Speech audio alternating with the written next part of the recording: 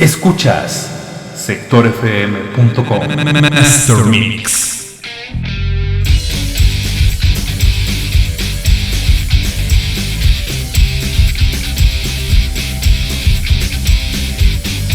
Y es para mí un verdadero gusto y un honor poder recibir en esta esfera legislativa, en esta tarde de lunes.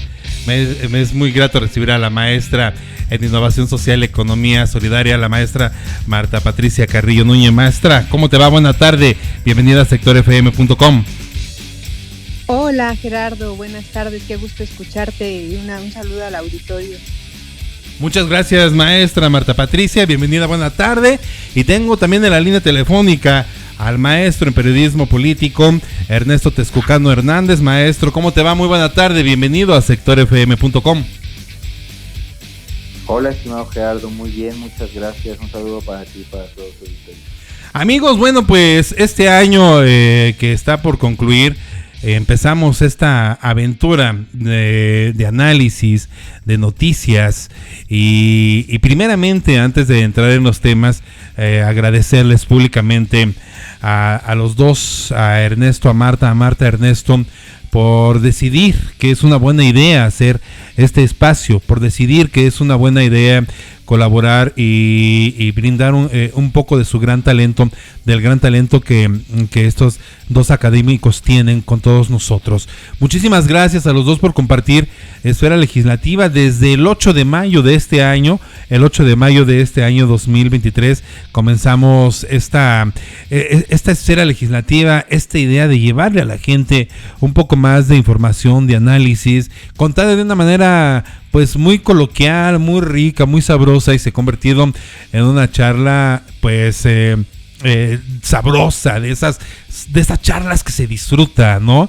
Entonces, maestra Marta Patricia Carrillo Núñez, agradecerte la bonomía de tu sabiduría, de tu tiempo, y bueno, pues compartirlo con la audiencia de sectorfm.com. Gracias, maestra. Maestro Ernesto Texcucano, agradecerte también tu bonomía, tu claridad y bueno, pues esta disposición maravillosa que tienen los dos para compartir con el público de sectorfm.com. Muchísimas gracias a ti, Gerardo, también por abrir este espacio, y a quienes escuchan. Nosotros sabemos que a veces los temas pueden ser un poco complejos y hacemos lo posible porque sean lo más digeribles para la audiencia en general. Pues efectivamente, maestro Ernesto Texcucano, bueno, pues empezar contigo, esta esfera legislativa, que es una esfera legislativa que tiene pues mucha carnita, porque lo que hemos visto el día de hoy, bueno, estos últimos días, este último fin de semana que pasó, lo que hemos visto es que, bueno, pues el presidente Andrés Manuel López Obrador, haciendo uso de sus facultades constitucionales, pues ha nombrado a Lenia Batres Guadarrama como la ministra que sustituirá en el cargo a Arturo Saldívar. Recordar que Arturo Saldívar, bueno, pues renunció hace unas semanas y bueno, en medio de una polémica renuncia, pues porque no sé si tenemos a Ernesto, no se dijo bien a bien cuáles eran las causas de esta renuncia. Maestro Ernesto Texcucano Hernández, ¿qué opinión te merece este nombramiento? Finalmente, Lenia Batres Guadarrama estuvo en las dos ternas que se rechazaron en el Congreso y hoy queda como parte de este equipo de la Suprema Corte de Justicia de la Nación, una pues aspirante, una mujer que ha militado en la Cuarta Transformación. Maestro Ernesto Texcucano Hernández, te escuchamos con atención.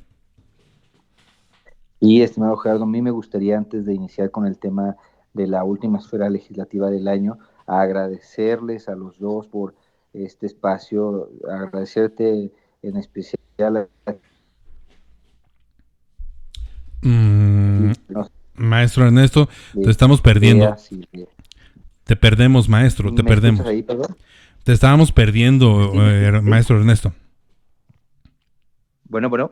Ahí te escuchamos mejor, ahí te escuchamos más clarito incluso. Perfecto.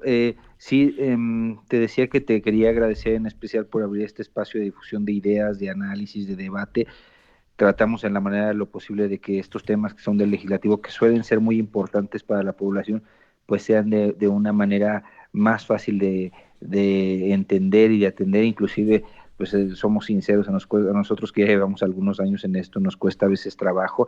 Sin embargo, hablo en lo particular, me siento muy halagado, muy comprometido, pero a la vez muy agradecido de este espacio que hemos construido a lo largo de estos meses y del cual pues me siento muy feliz y deseo agradecerte de todo corazón por este espacio. Pasando de los agradecimientos... Querido amigo, déjame replicarte, el agradecido soy yo por tanta bonomía de su parte. Muchas gracias, amigo, y seguiremos haciendo esta esfera legislativa el siguiente año. En vía de mientras, entremos en la materia que nos implica el día de hoy. Sí, que por cierto es uno de los grandes temas que nos está dejando como lección, no solamente para esta legislatura, sino para los siguientes años y las siguientes legislaturas, y evidentemente para el siguiente sexenio, algo que tendrá muchísimas implicaciones en la impartición de justicia, pero también en la conformación de las fuerzas políticas.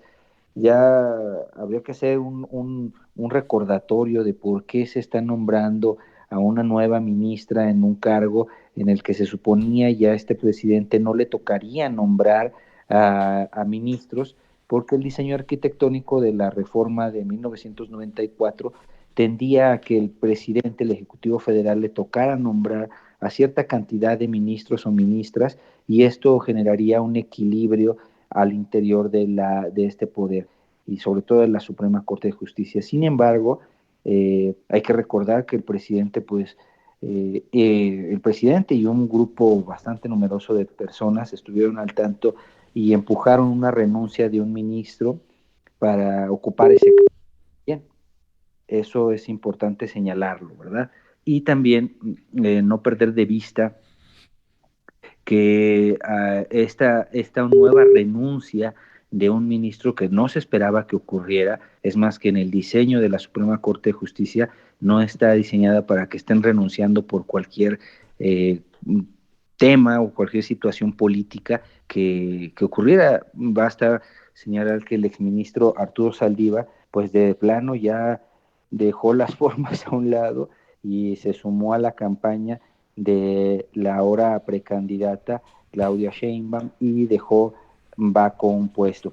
Y en este sentido, para dar cumplimiento a lo establecido en el artículo 95, bueno, más bien para dar cumplimiento a lo establecido en la Constitución, ahorita me cuatrapié aquí con los papeles que tenía, el artículo 96 de la Constitución establece cómo es el procedimiento para nombrar a las ministras y los ministros de la Corte.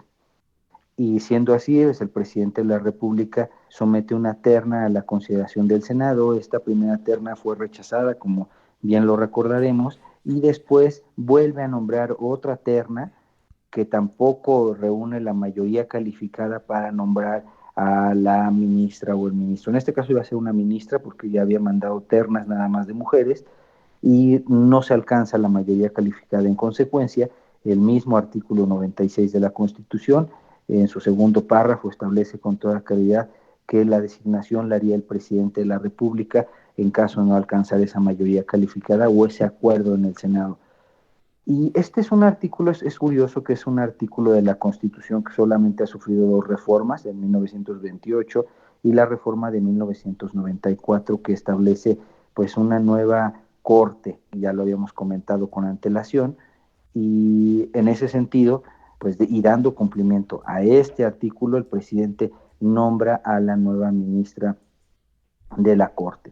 Esta nueva ministra, pues podemos ver inclusive su perfil, que ha sido ampliamente señalado en diferentes medios de comunicación, en donde señala que pues ha sido una persona de izquierda muy vinculada en el actual gobierno, tal es así que trabajaba en el actual gobierno, y pues habría que hacer no solo un análisis sino de la persona, sino del recorrido en su trayectoria como política. En ese sentido, pues habría que recordar que ella formó parte de la legislatura 57, aquella legislatura en donde inicia el gobierno dividido, y yo de esto no lo sabía hasta que me puse a investigar respecto a algunas iniciativas que presentó en aquel entonces la ahora ministra, en donde quería que el Senado de la República fuera el que designara a los ministros y ministras de la Corte, y paradójicamente ahora ella se ve beneficiada de el artículo 96 en su redacción actual como está. Sin embargo, pues hay que señalarlo, y a mí sí me gustaría decirlo, muchos presidentes quizás en su estilo de gobernar, al momento de nombrar a las ministras y ministros, tal vez busquen cierta independencia. Sin embargo, pues vamos a ser sinceros, prácticamente todos en algún momento tienen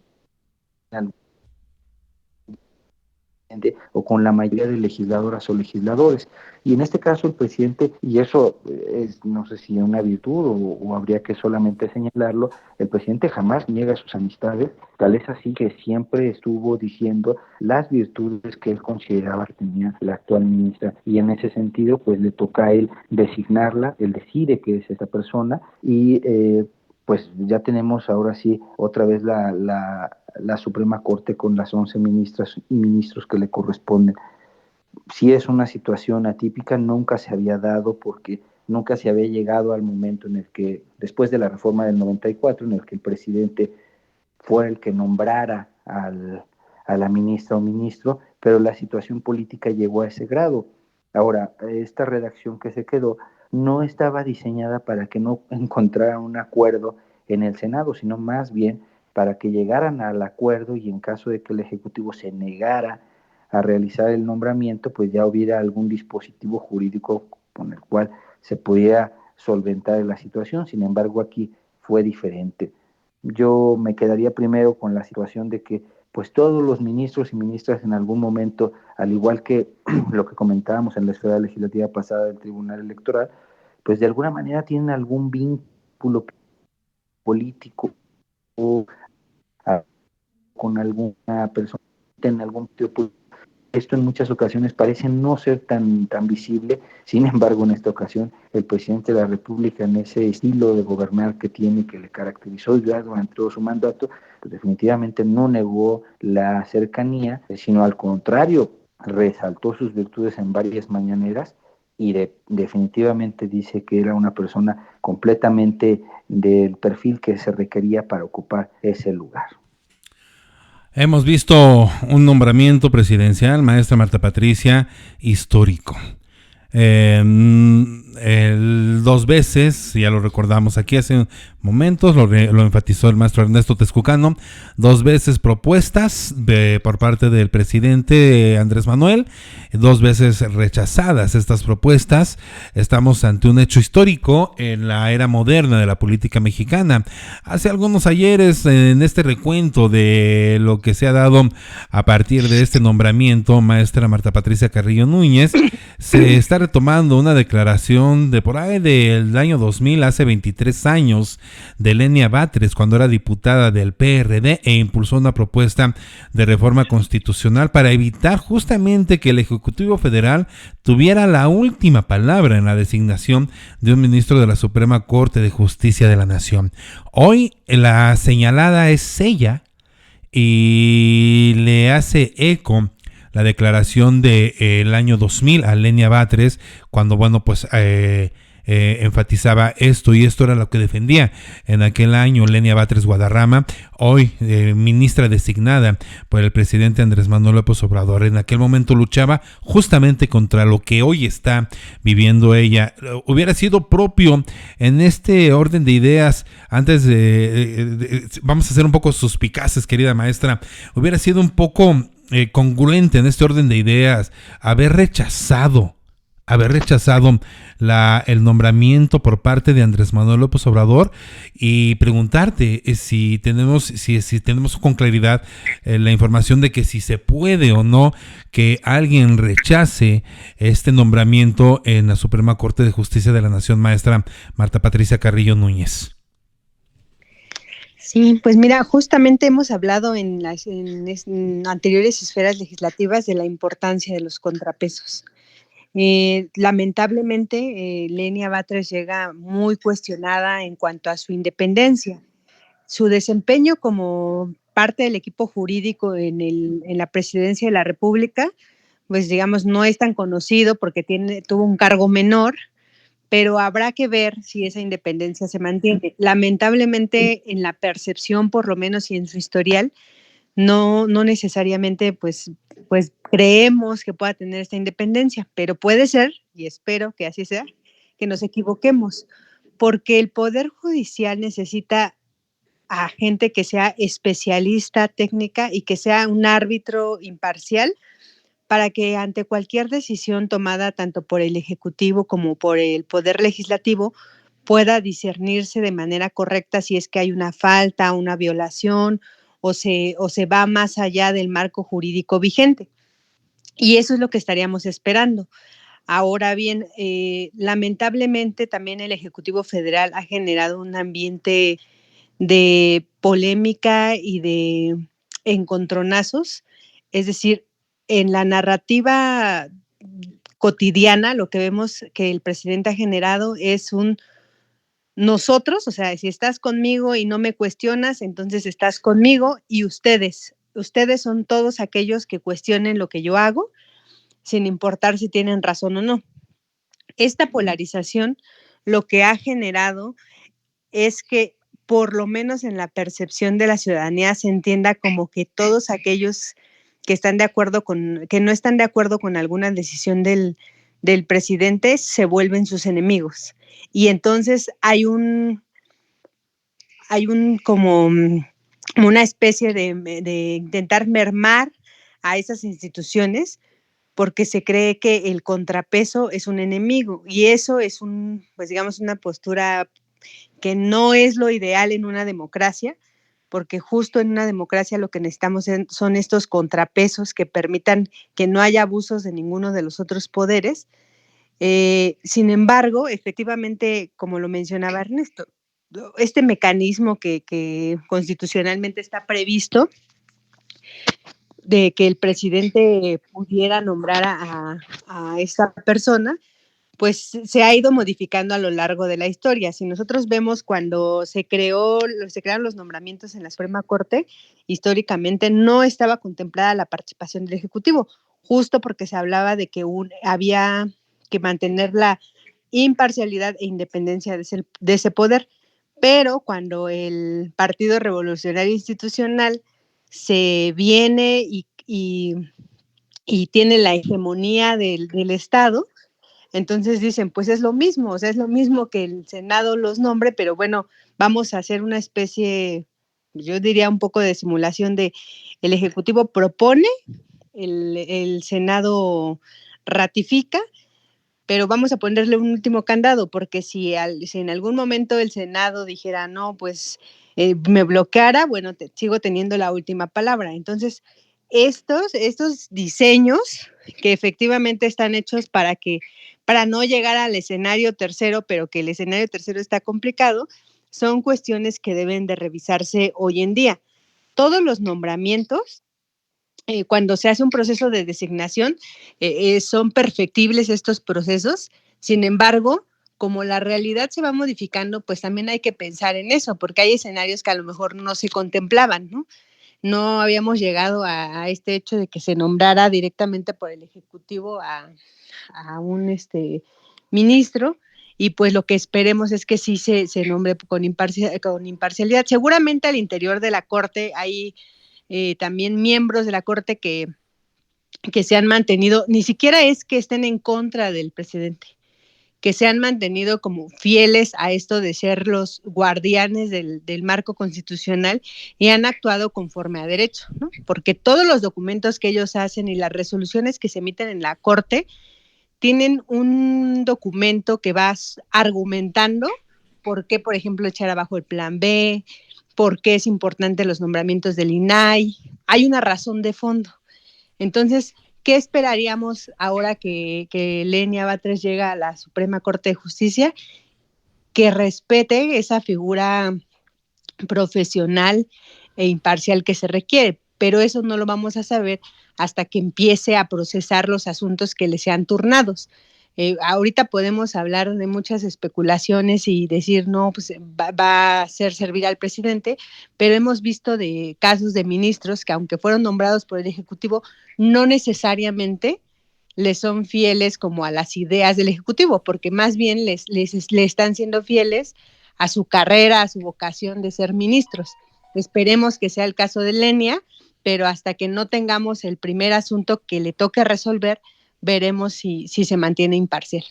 Pues ya lo veremos, dijo un ciego, ya veremos, dijo un ciego, en este asunto de la hoy ministra Lenia Batres Guadarrama, que bueno, pues llega a la Suprema Corte con una gran polémica detrás, con declaraciones que ella misma había vertido, y bueno, pues esperemos que así sea, y que respete el marco jurídico, y que, bueno, evidentemente veo, maestra Marta Patricia, un voto de, digamos, darle el beneficio de la duda por lo que ya hemos visto de otros otros nombramientos, como bien lo señalas, de otros nombramientos propuestos por Andrés Manuel López Obrador, y que bueno, pues se han repercutido en recibir señalamientos de traición y todo el rollo, pensando Andrés Manuel López Obrador que efectivamente iban a respetar el proyecto de la Cuarta Transformación, o de la llamada Cuarta Transformación. Sin embargo, bueno, pues se han ajustado al marco jurídico, no así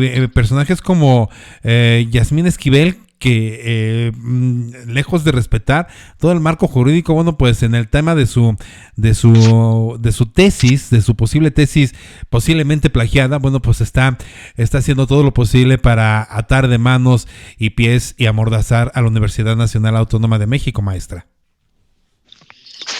Sí, totalmente de acuerdo. Y ¿sabes qué? Que además, este es como el caso emblemático, porque la Suprema Corte de Justicia es como el órgano mayor del Poder Judicial, pero en este mismo sentido entran los nombramientos que siguen faltando, por ejemplo, del Tribunal de Justicia Administrativa, del Tribunal Electoral.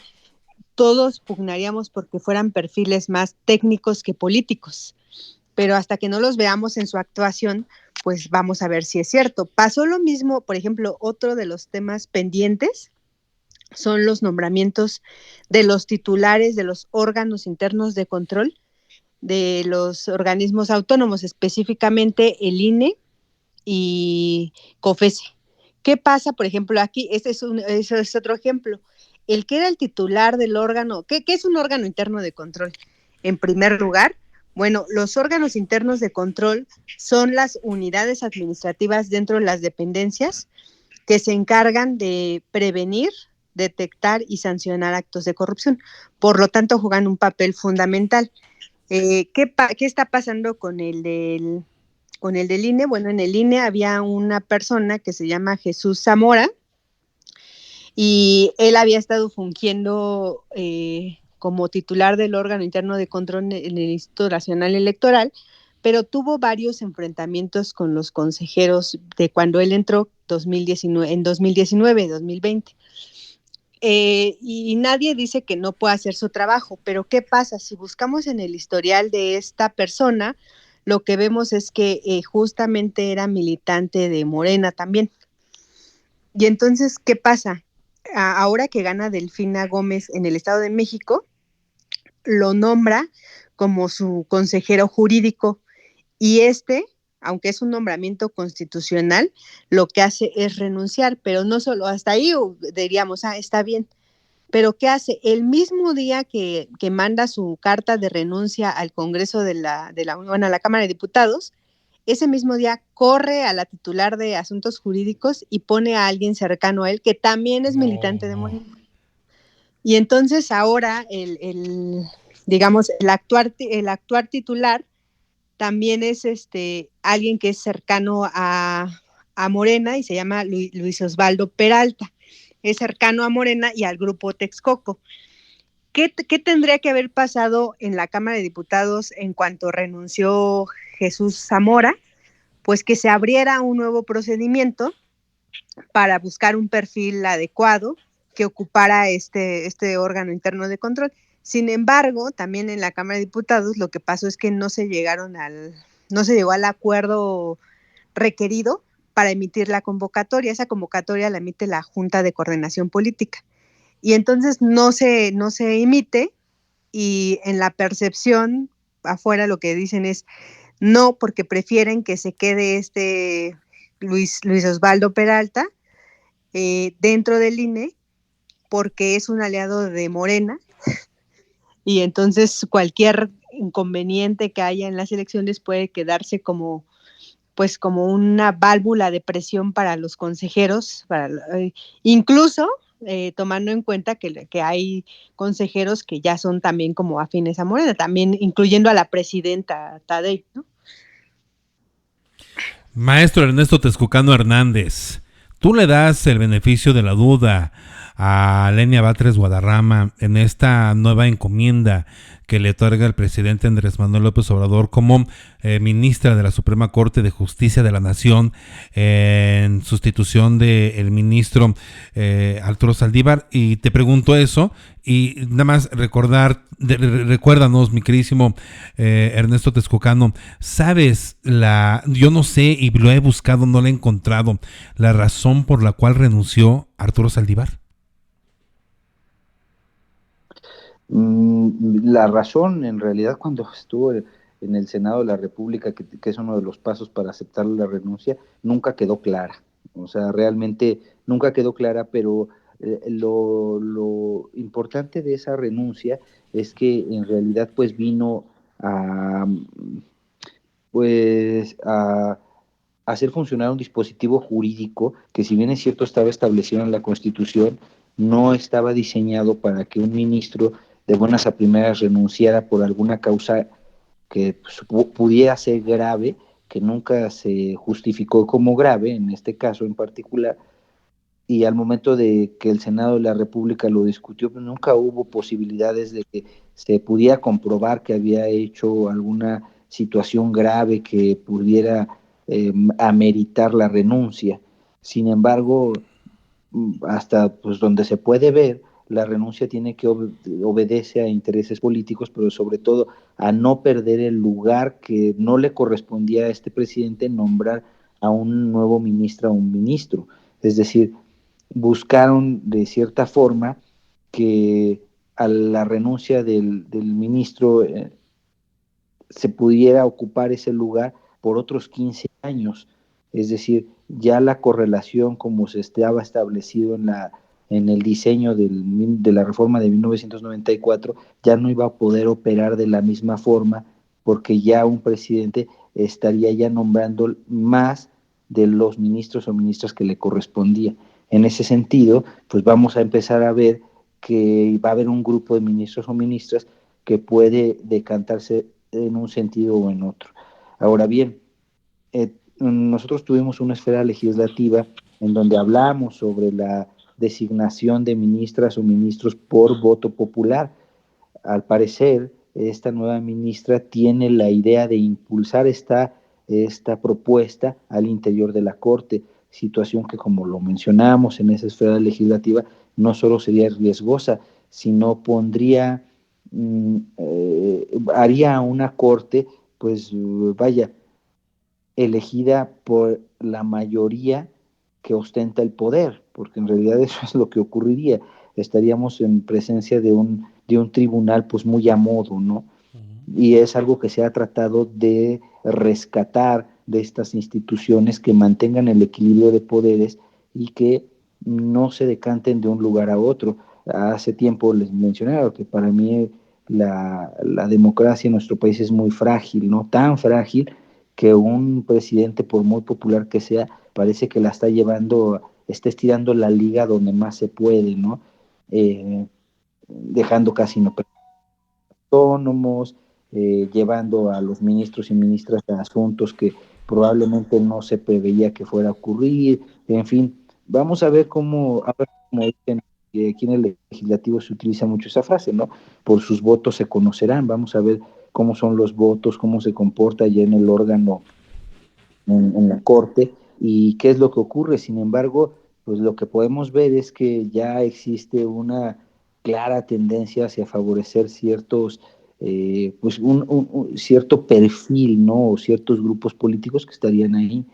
Ahora, no es cualquier cosa, no es cualquier tema, considerando que ya la Suprema Corte, pues el siguiente sexenio, pues tendría el término de algunos ministros o ministras, y a la nueva presidenta o presidente le tocaría nombrar o buscar, bueno, sí nombrar prácticamente, porque en el caso de que no encuentre la mayoría calificada en el Senado, pues va a volver a ocurrir lo que está ocurriendo ahorita, ¿no? Entonces, ¿es peligroso? Sí es peligroso. Recordemos que pues lo que consideramos nosotros o la democracia que tenemos aquí en nuestro país, pues es de corta data, ¿no?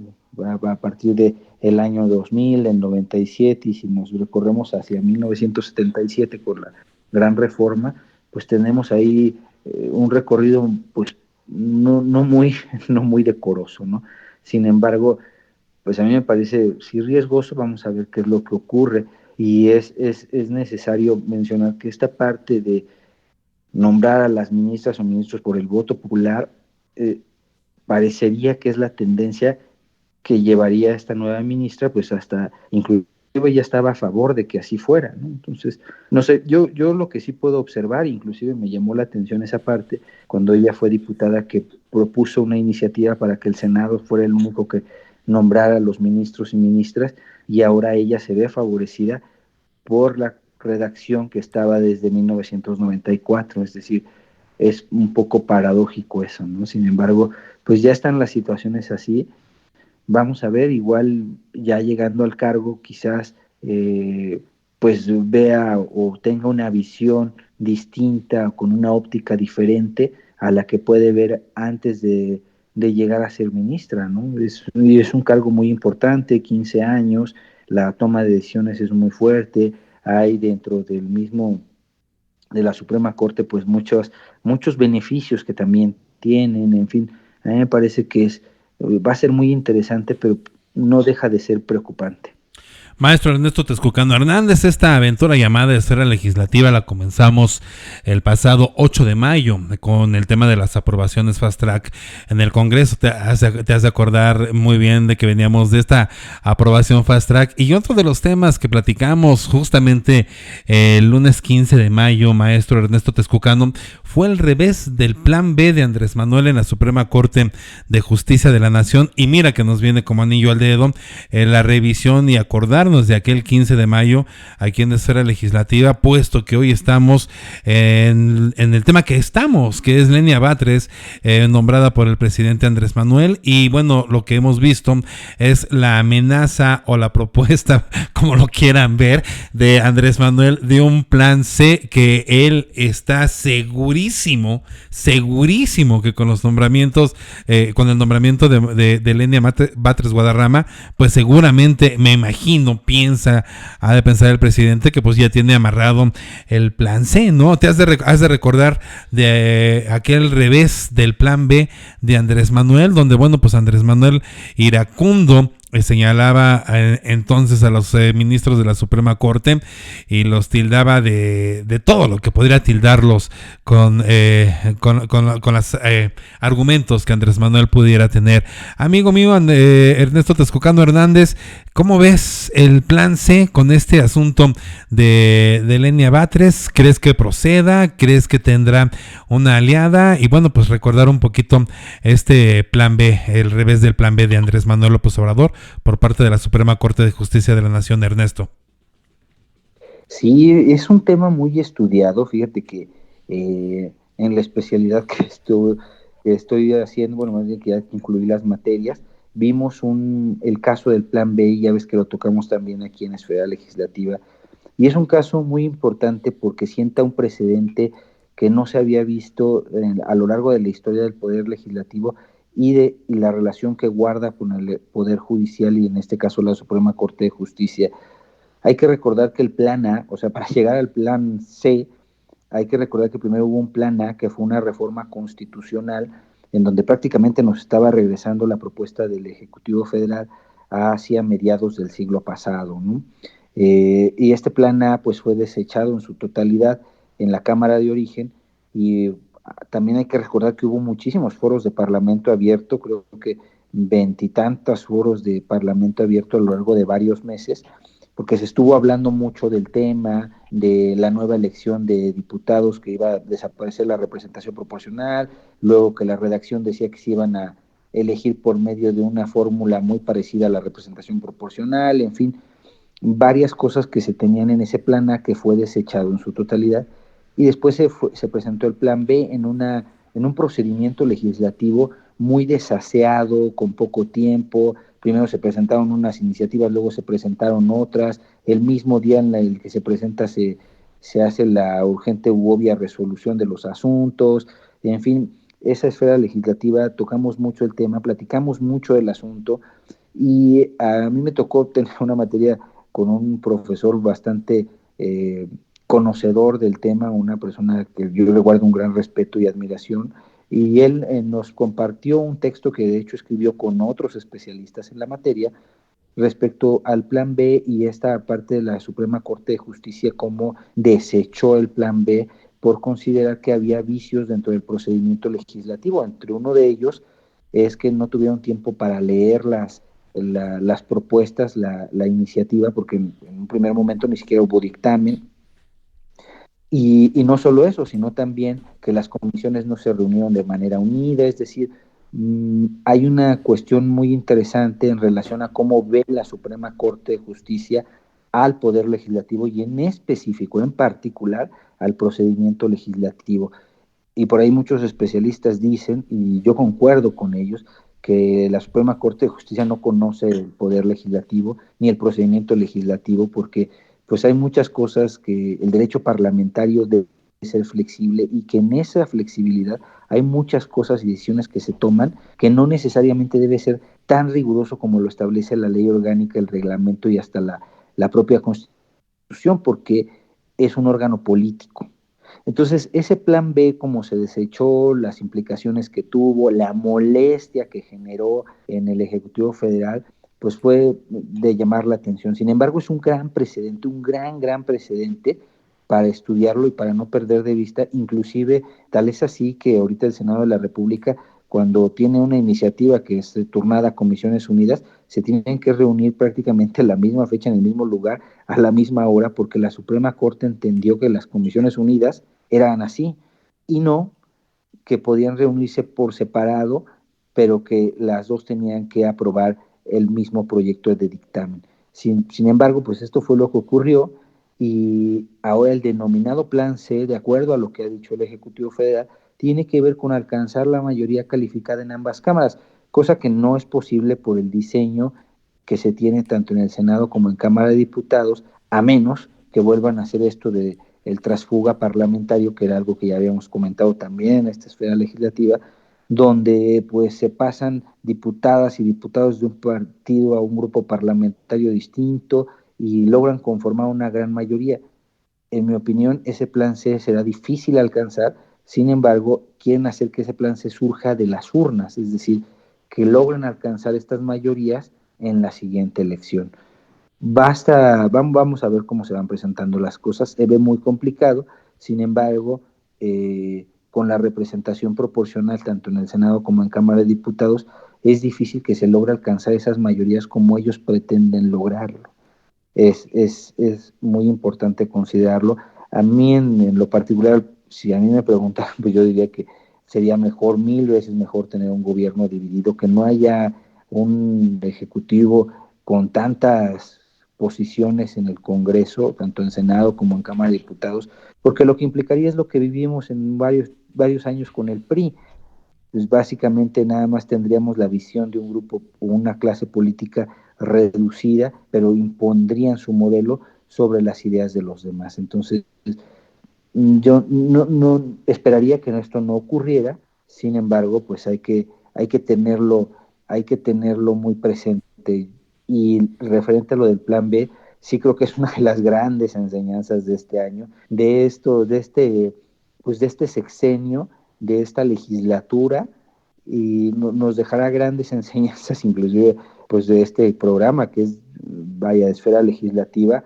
No puede pasar por alto, porque si nosotros analizamos, y es lo que veía ahí con este doctor Luis Raigosa, se llama, si nos está escuchando le envío un gran saludo.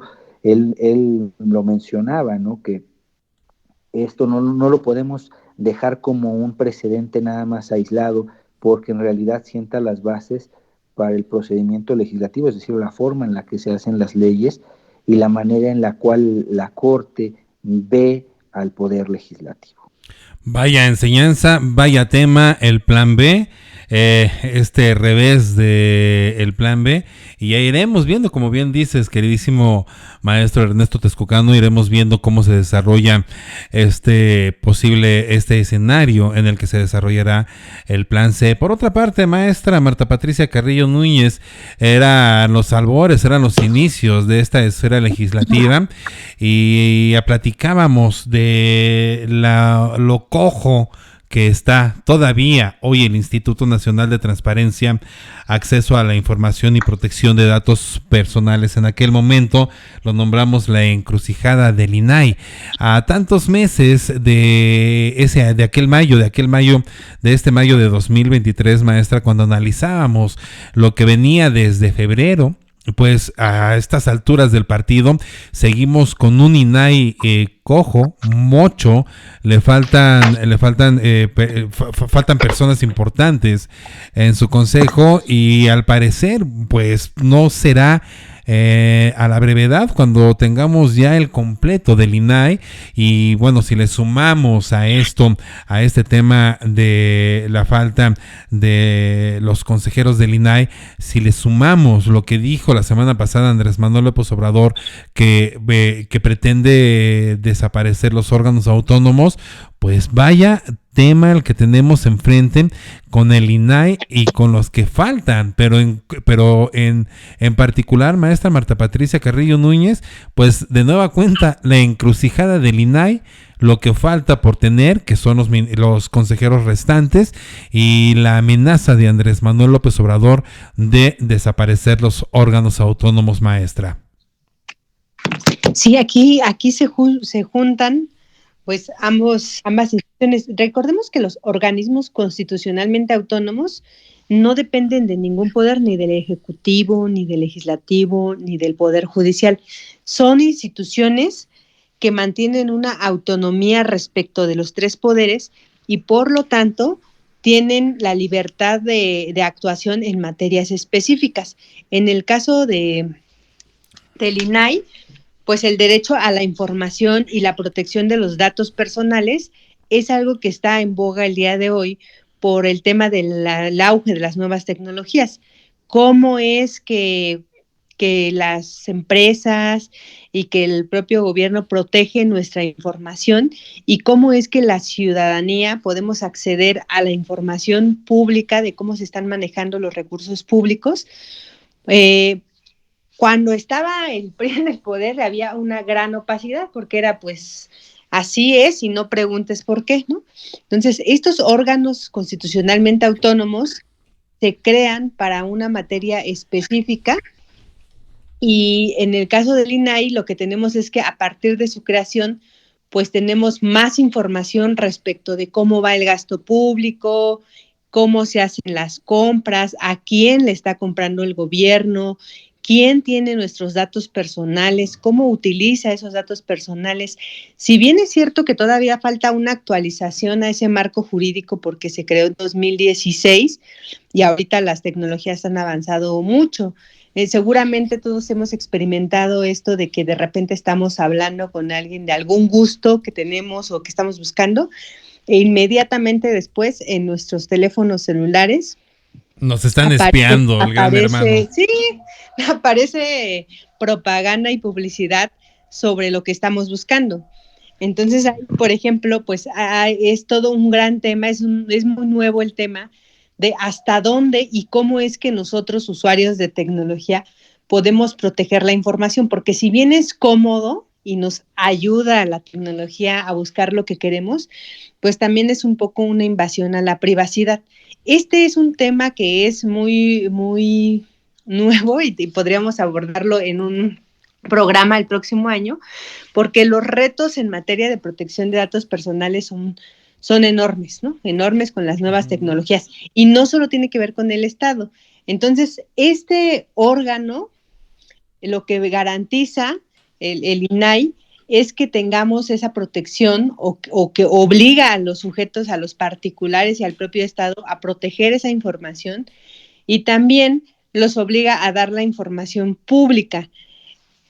¿Qué pasó en el caso de del INAI y la Suprema Corte ahí cómo se encuentran, pues la Suprema Corte fue quien instruye al Senado que tiene que cumplir con los nombramientos.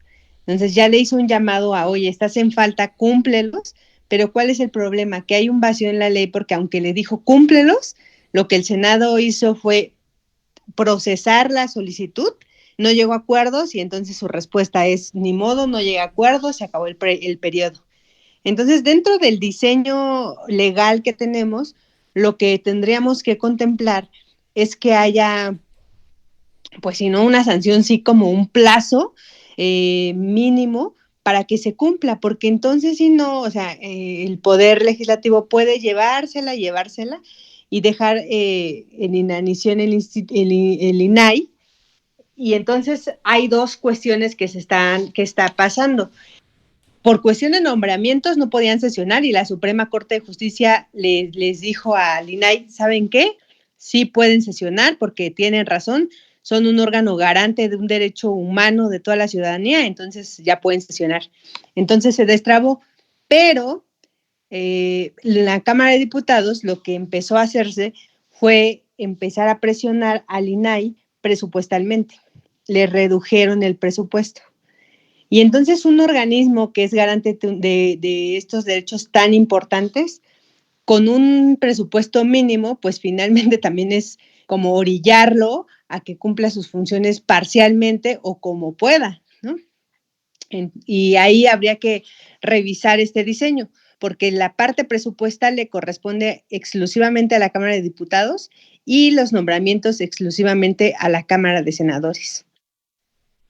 Pues así se acaban las democracias. Fíjate que les comento que he adquirido un libro que se llama justamente así, Cómo mueren las democracias, de Steven Levinsky y este otro autor llamado Daniel Ziblatt, y hablan justamente de cómo se deshacen, cómo terminan las democracias. Y uno de los puntos que hemos hablado aquí en la esfera legislativa que se ha referido, bueno, pues también lo refieren estos dos politólogos autores, el amago a las instituciones autónomas, y bueno, pues el terminar con ellas significa irnos por un camino autoritario que queremos los mexicanos estar lejos de ese camino, pero ya veremos cómo va el siguiente año. Maestro Ernesto Texcocano Hernández, ¿cómo terminas cómo cierras no solamente la esfera legislativa de este lunes, sino la esfera legislativa de este año, que ha sido un año de verdad generoso en conocimiento, generoso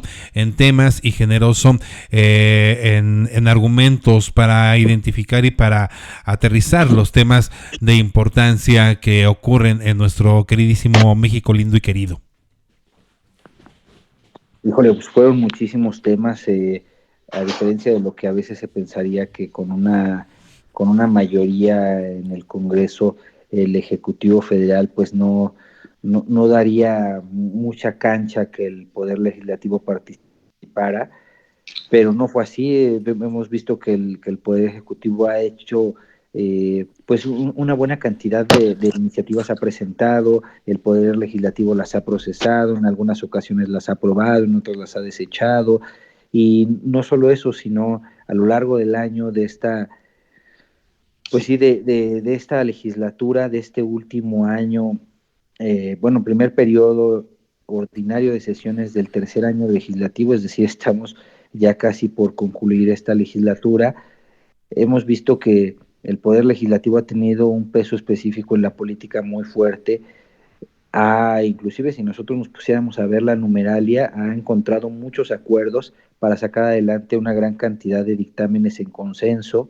Eso es muy importante. No hubo una parálisis en el Congreso. También en reformas constitucionales no lo hubo, se aprobaron reformas constitucionales, una de ellas la vimos aquí, que fue el doble Congreso.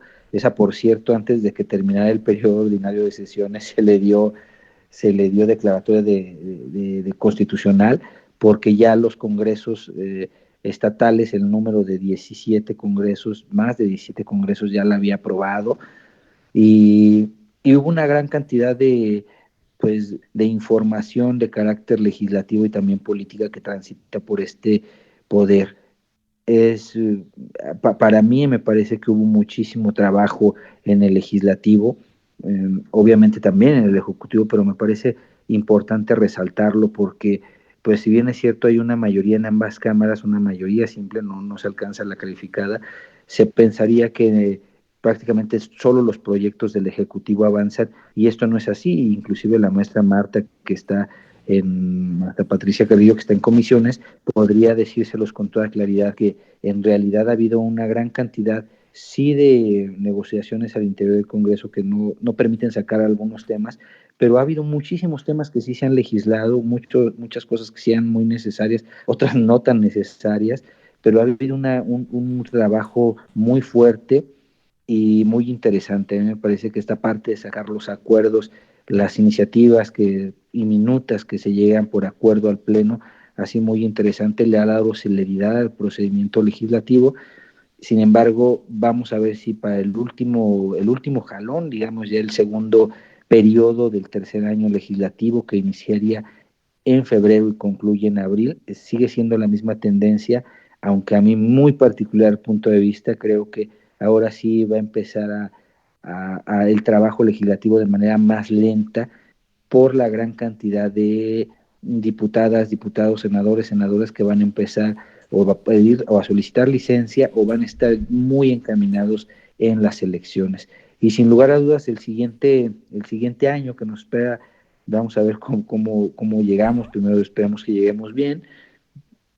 Vemos que todo se lo va a llevar el proceso electoral, que no es un tema menor. Sin embargo, va a cubrir las agendas sí o sí de todos los partidos políticos y eso va a impactar en las agendas de los grupos parlamentarios.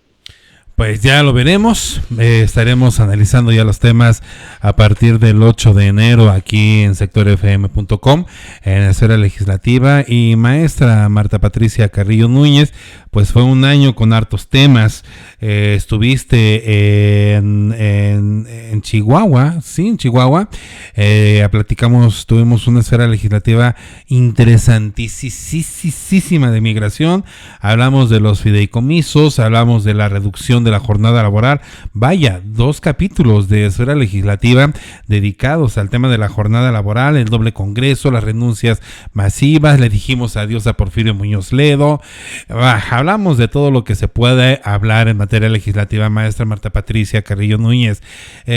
Pues preguntarte al tiempo que te pido tu conclusión, maestra, preguntarte cuáles son los temas que tú consideras de importancia que se quedan en el tintero en materia legislativa y a tu juicio, cuáles son los que deberíamos de estar analizando el próximo año, porque claro que sí se puede, porque como bien dice el maestro Ernesto Tezucano, se nos atraviesa la elección y yo creo que coincido con él, eso nos va a detener muchísimo los temas, no solamente aquí, bueno, no creo que aquí en sector, ¿verdad? Pero yo creo que aquí, allá en el Congreso de la Unión, definitivamente sí. ¿Cuáles son los temas, maestra? Y pedirte tu conclusión de esta esfera legislativa de este lunes y cómo cierras esta esfera legislativa de un trabajo desde mayo, que se ha hecho un trabajo maravilloso, increíble y lleno de argumentos y de ideas por debatir, maestra. Sí, pues mira, la verdad es que todavía hay temas que son, yo entiendo como el ánimo siempre es como de los legisladores, ya se quieren ir a campañas para estar viendo su reelección, pero también es cierto que hay algunos temas que justo por coyuntura, porque todavía es una parte como de consolidar la visión del Ejecutivo en turno, todavía no dejan de preocuparnos, como el tema de la simplificación orgánica y el de simplificación administrativa. Estas 2 iniciativas las presentó el Ejecutivo Federal a la Cámara de Diputados el último día de abril de este año, y la idea es disminuir o adelgazar el Estado, desaparecer todos los órganos desconcentrados y descentralizados, la mayoría de las dependencias, y convertirlos únicamente en unidades administrativas. El argumento del Ejecutivo Federal es ahorrar y dar dinero a sus programas sociales. Pero también aquí lo hemos platicado en esferas legislativas, que el problema es que él está viendo un poco complicado mantener los programas sociales de cara a las elecciones del 24, y entonces le urge buscar presupuesto de donde pueda. Lo lamentable es que aunque esto se llevara a cabo y se redujeran las instituciones y se convirtieran únicamente en unidades administrativas, pues el presupuesto no se reproduce automáticamente. Entonces seguimos teniendo un déficit ahí respecto a cómo generar inversión en México.